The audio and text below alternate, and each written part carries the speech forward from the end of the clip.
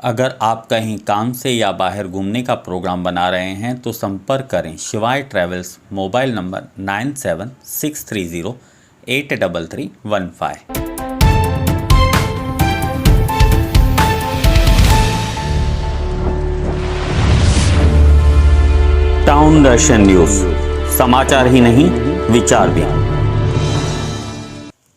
नमस्कार, मैं अशोक पिनियानी, आप देख रहे हैं टाउन दर्शन न्यूज।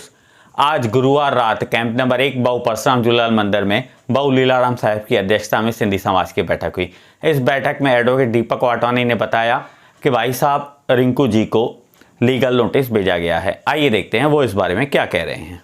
सोशल मीडिया पे ये बात वायरल हो रही है। कुछ लोग कह रहे हैं कि उन्होंने माफ़ी मांग ली है और अपना वीडियो उन्होंने वायरल किया है। तो मेरा कहना है कि इतने लाखों लोगों के सामने एक लाइव टेलीकास्ट, इस लाइव स्ट्रीम शो के माध्यम से लाखों व्यूअर्स के सामने अपने सत्संग में उन्होंने सिंधी समाज के पूजा के रस्मों को, पूजा की रिद्धि सिद्धि विधि को उन्होंने जो है गलत ठहराया है और कहा है कि इसमें नाम कहाँ है।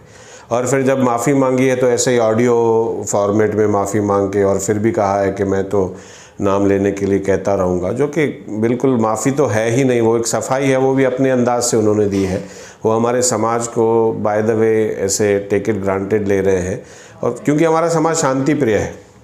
और अशोक जी, मैं आपके चैनल के माध्यम से बताना चाहूँगा कि सिंधी समाज ने वैसे भी किसी से उग्र रूप होके कभी इस तरह का जो है विरोध प्रदर्शन नहीं किया है। लेकिन अब जब आप किसी बात पर मानने के लिए तैयार नहीं है, माफ़ी भी नहीं मांगेंगे, और सिंधी समाज के लोगों ने आपसे माफ़ी की दरकार की है, फिर भी आप लाइव आकर उसी सत्संग के प्लेटफॉर्म से माफ़ी नहीं मांग रहे हैं, राइटिंग में माफ़ी नहीं मांग रहे हैं, तो सिंधी समाज में आक्रोश बढ़ेगा। रही बात मेरी, तो मैंने तो कहा था कि लीगल कदम जो है वो उठाया जाएगा। और मैंने आज आपके चैनल के माध्यम से बता दूं कि मैंने आज अपने आप को भारतीय सिंधु सभा अध्यक्ष दीपक वाटवानी होने के नाते अपने आप को पार्टी किया है।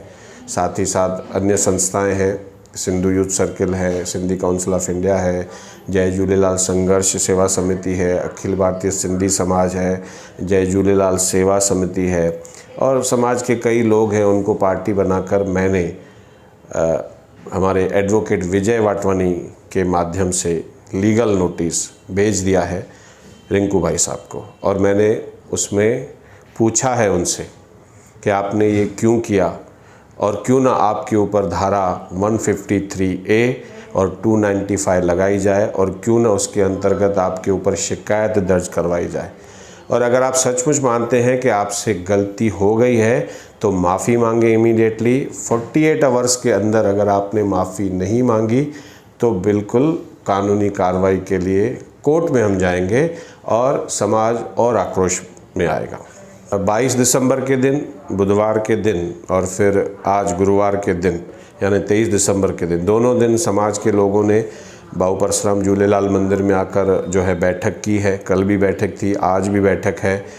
बाऊ लीलाराम की अध्यक्षता में झूलेलाल मंडली के लोग यहाँ पर जमा हुए हैं, संत समाज के लोग यहाँ पर जमा हुए हैं, कई सामाजिक संगठनों के लोग यहाँ पर जमा हुए हैं। और वो तो कहते हैं कि बिल्कुल इस मुद्दे पर पूरा समाज एकजुट होकर कहीं हमको अगर विरोध प्रदर्शन करना पड़े तो हम करने के लिए तैयार हैं।